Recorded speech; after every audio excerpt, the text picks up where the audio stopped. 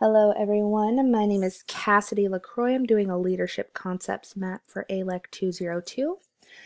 So first we're going to start off with leadership concepts at a glance. We're going to look at the trait approach, skills approach, or behavioral approach, and then go into transformational leadership, authentic leadership, and servant leadership. Then go into adaptive leadership, situational approach, and path goal theory. And then the LMX theory, leadership ethics, path goal theory, and last but not least, gender and leadership and culture and leadership. So first and foremost, we're going to take a look at the trait approach. What is the different approaches to leadership? Utility of the trait approach is really just leader-centered. The followers respond to leaders' traits. The context really is the certain traits being more effective in certain situations. The leader uses towards followers. The process entails the leader influencing others with trait preferences. And the outcome of this theory, the leaders really do learn their trait habits that focus on self-development that helps pursue the followers to be effective leaders in their own way. The next we're going to look at is the skills approach here.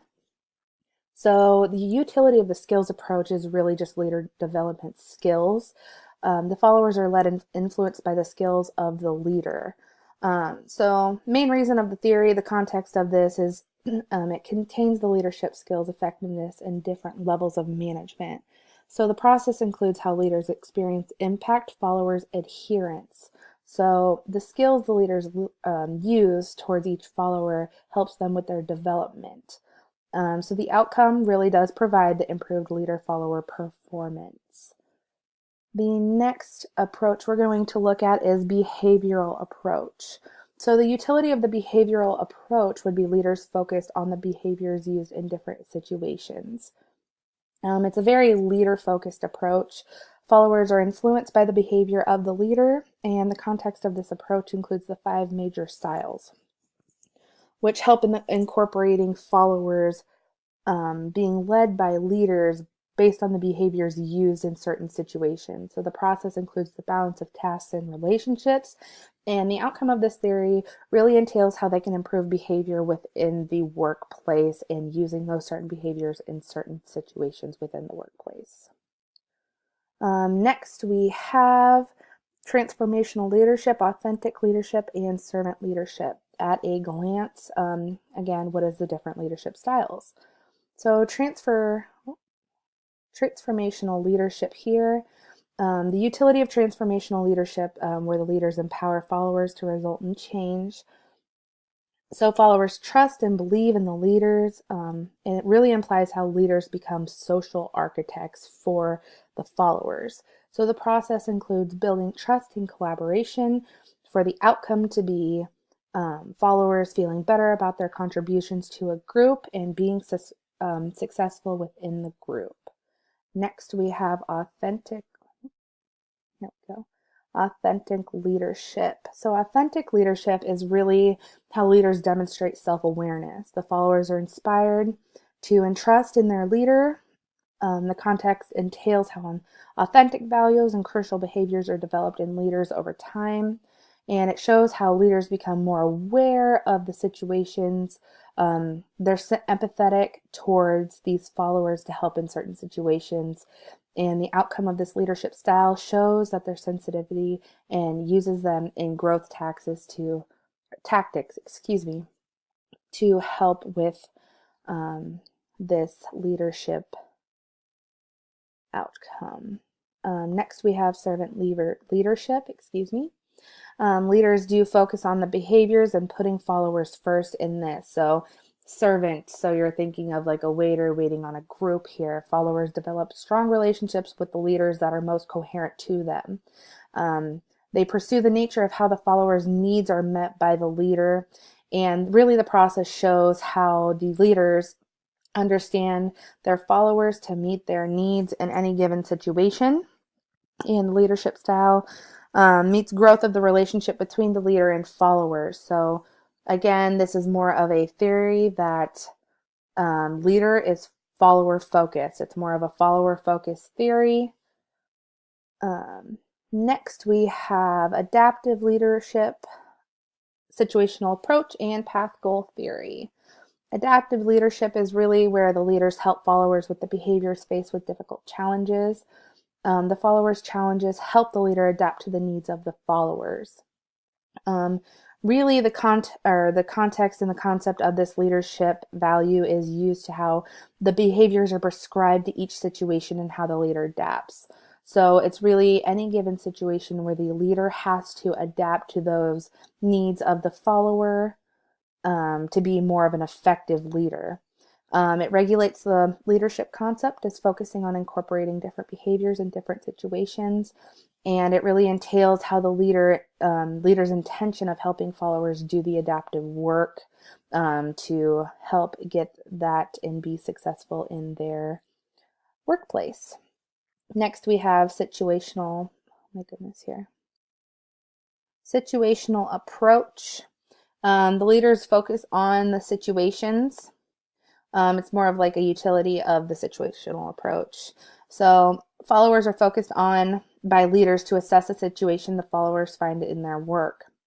So it's based on communication and goal achievement, and it constructs the followers that move forward on the developmental continuum. So the leaders here focus on a situation and learn growth from it, or teach the followers growth from a certain situation, where the outcome is to solving the situation they're in within the workplace, and that really gives it a more of an adaptive leadership style, so they have to submit to change.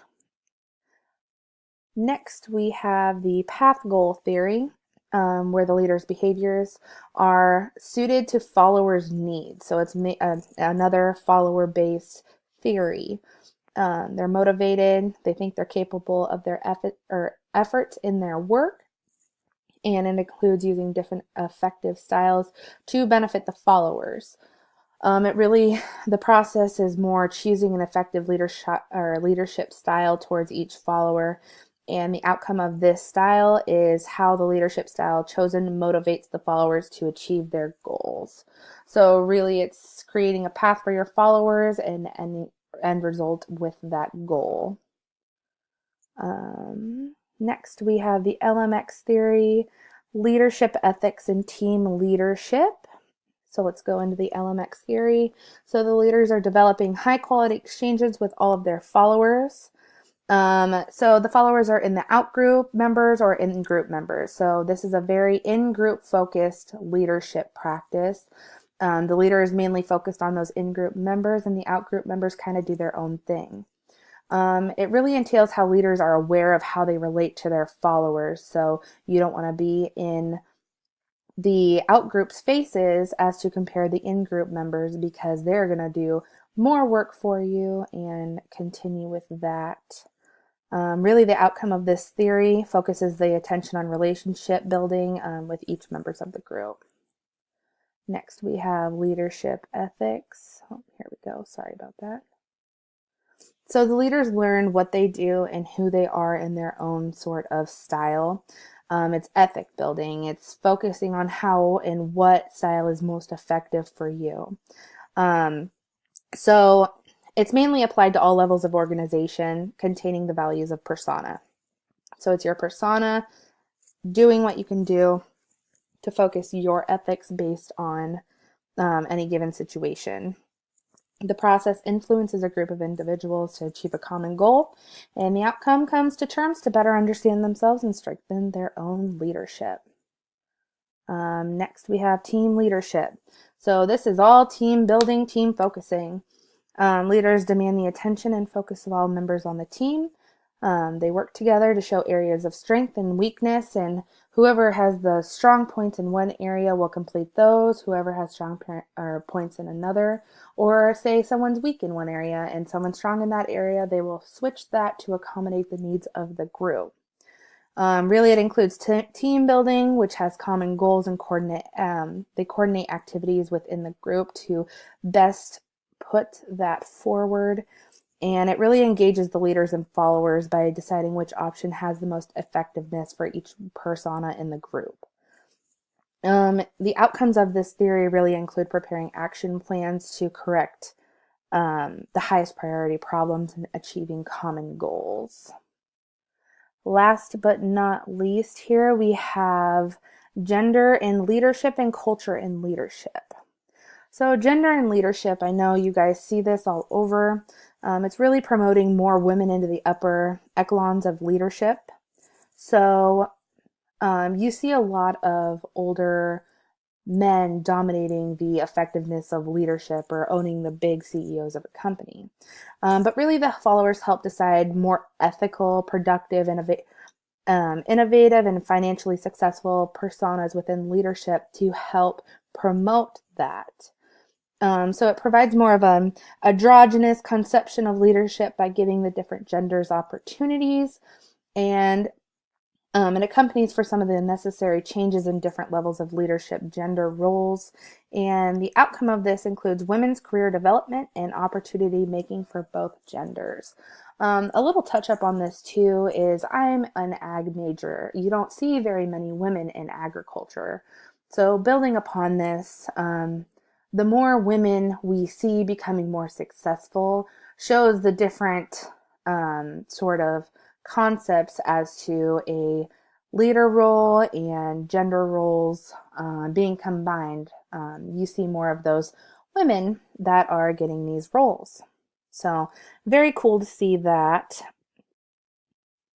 And last but not least, we have utility of culture in leadership. So leaders develop 5 cross-cultural competencies by understanding 5 different competencies. So the followers are really, they're just culturally diverse. The leaders have to base and adapt themselves for these culturally diverse persons. It just really includes leaders setting aside differences to adapt and branch out to other cultural biases. And it comes up with training tactics for different cultures within the workplace. And the outcome is providing leaders with the understanding of the vast different cultural identities within the workplace setting and understanding these differences to be an effective leader. So that was my sort of take at all of the different leadership concepts we have covered this semester. I really did enjoy learning about each of these concepts. I feel as if they will make me become a more effective leader within my background and in the workplace. And I do thank you guys for a great semester, and I wish you guys well within future endeavors. Thank you.